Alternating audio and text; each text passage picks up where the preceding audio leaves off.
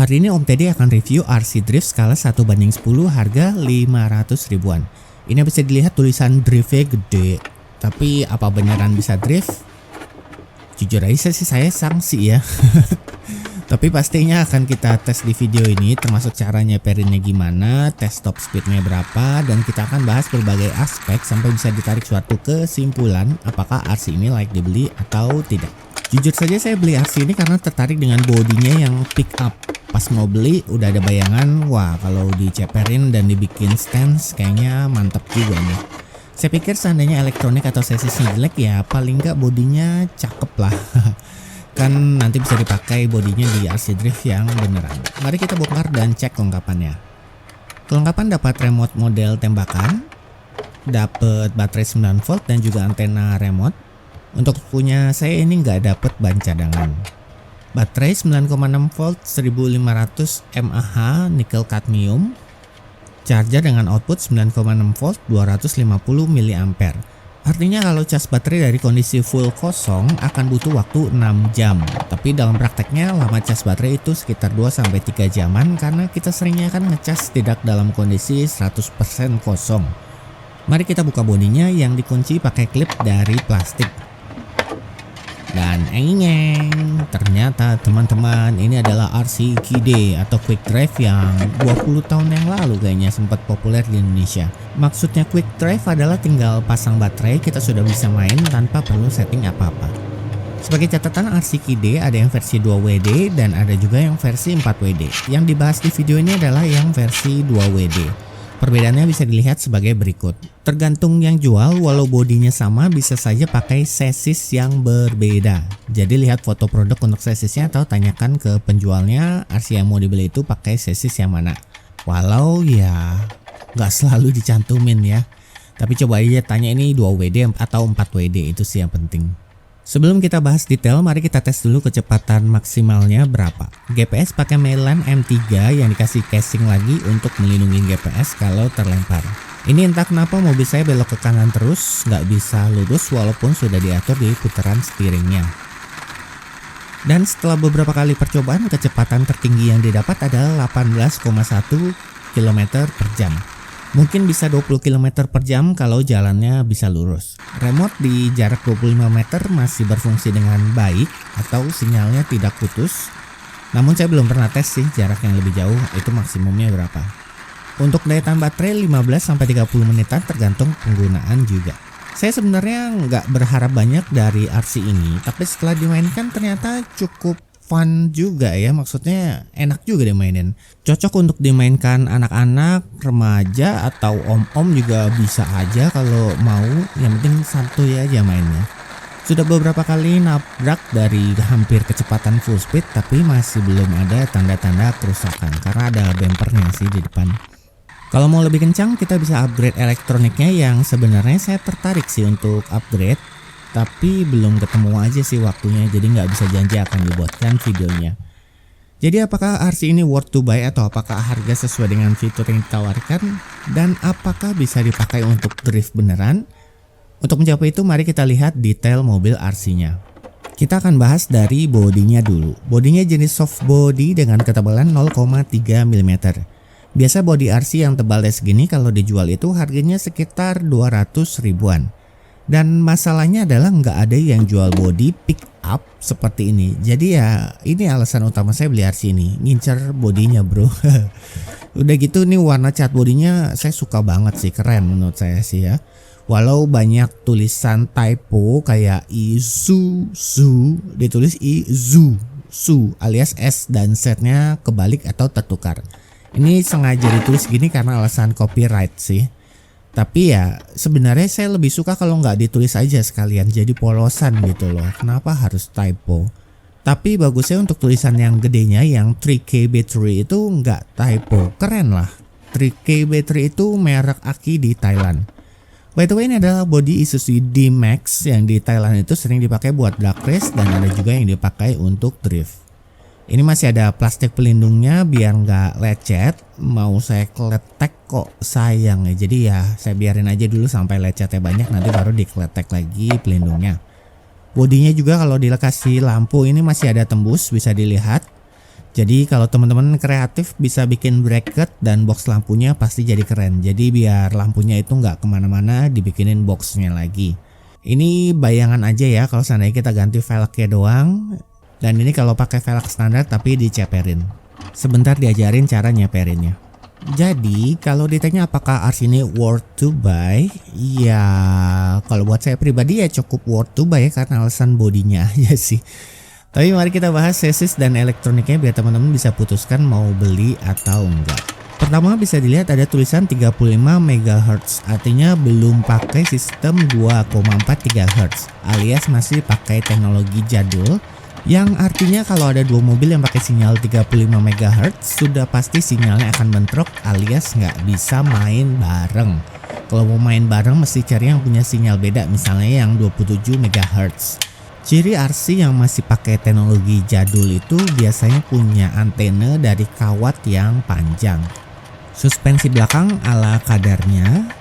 Ada tuas pilihan low speed dan high speed. Kecepatan maksimal di low speed itu di kisaran 12 km per jam. Torsi di low speed pastinya akan lebih besar. Sistem kemudi depan pakai motor biasa belum servo. Suspensi depan juga ala kadarnya.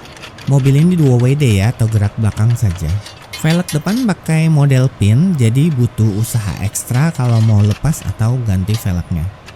Velg belakang bisa dilepas, tinggal dibuka bautnya.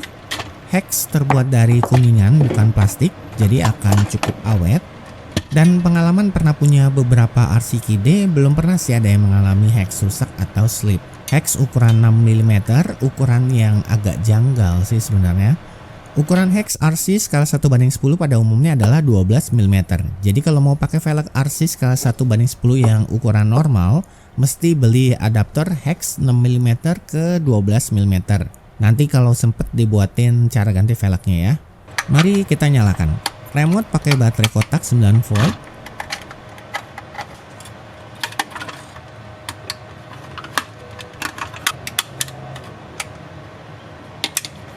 Ada lampu diskonya yang mungkin sebagian orang akan suka tapi bukan selera saya. Kalau nggak kedip-kedip malah lebih keren sih menurut saya. Dia pakai sistem differential, jadi kalau kita putar ban pakai tangan, ban sebelahnya akan berputar ke arah kebalikannya. Tapi kalau kita jalankan motornya, kedua ban akan berjalan searah. Kalau kita tahan satu ban, ban sebelahnya tetap bisa jalan. Fungsi differential gear adalah untuk kestabilan saat kecepatan tinggi agar tidak mudah terbalik dan mobil jadi nggak gampang ngepot-ngepot. Nah, jadi kalau mau dipakai drift pakai motor standar akan lebih mudah ngepot kalau kita lem atau matikan diferensialnya. Sebaliknya kalau mau dipakai kebut-kebutan di jalan raya lebih baik diferensialnya tetap dibiarkan, mobil akan jauh lebih stabil. Untuk perputaran gearnya halus atau baik, dan kalau berdasarkan pengalaman gearbox RC Kide yang model diferensial termasuk awet.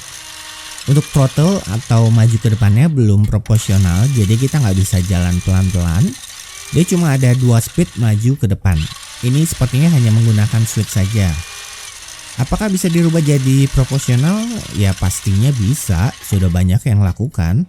Tapi apakah akan jadi lebih kencang? Kalau kita pakai ESC yang 20 ampere atau yang 30 ampere seperti ini, saya rasa sih nggak akan jadi lebih kencang. Walau saya belum tes sendiri ya, tapi prediksi saya malah kemungkinan kecepatannya akan lebih pelan sedikit. Atau paling nggak sama aja lah kecepatannya. Kenapa? Karena kalau saya cek baterai bawaannya, tegangan saat full charge itu hampir 11 volt atau hampir setara baterai Lipo 3S yang 11 volt juga. Sementara kalau ESC yang 20 ampere atau 30 ampere yang harga terjangkau, dia cuma support baterai 2S atau 7,4 volt saja. Cuma kalau diganti Propo, pengandalian pastinya akan lebih baik. Atau kalau teman-teman mau jalanin mobilnya pelan, misalnya buat car show mobil ceper gitu ya, maka ya upgrade Propo bolehlah dilakukan. Tapi kalau mau lebih ngebut dari standarnya, kita perlu pakai ESC yang 60 ampere atau yang lebih besar, atau ya upgrade pakai ESC brushless kalian. Nanti kapan-kapan kalau sempat dibuatin tutorialnya, tapi nggak janji ya. Melihat jadwal waktu saya juga ya. Sistem kemudi juga tentu saja belum servo, jadi nggak bisa belok pelan-pelan. Sekarang cara nyeperinnya. Kalau bagian depannya kita perlu lepas bempernya karena mentok bodi, atau kalau nggak sayang ya dipapas untuk bempernya. lepas tiang untuk pegangan bodi. Setelah itu ya tiang pengikat bodinya bisa dilem aja sih pakai glue gun. Ketinggiannya ya diatur sesuai selera aja. Walau ceper banget tapi masih ada cukup ruang untuk setir depan untuk belok kiri kanan. Memang masih kena bodi sedikit tapi karena bodinya elastis jadi nggak masalah. Untuk belakangnya karena mentok di chassis maka kita perlu potong bak belakangnya kalau mau diceperin.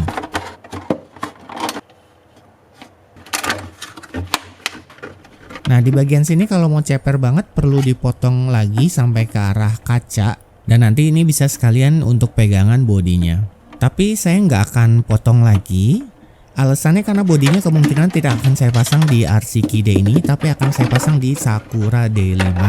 Dan kalau di D5 cukup potong bak belakangnya aja udah bisa masuk dan pas. Ini tampilannya saat dipasang di Sakura D5.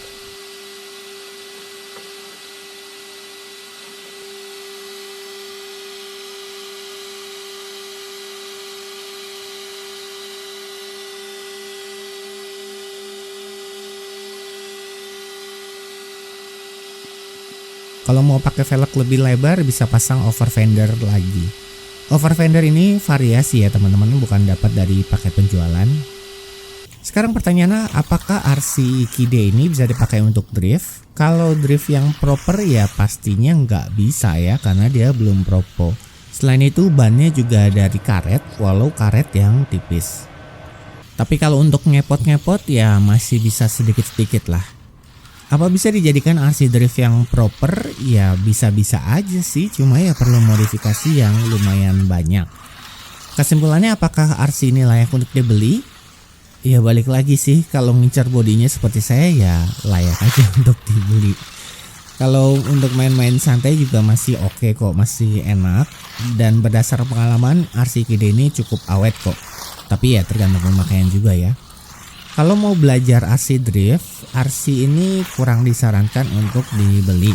Saya lebih sarankan beli WPL D12 atau D42 saja yang sudah proporsional dan pilihan upgrade-nya lebih banyak walau ukurannya lebih kecil dari RC ini.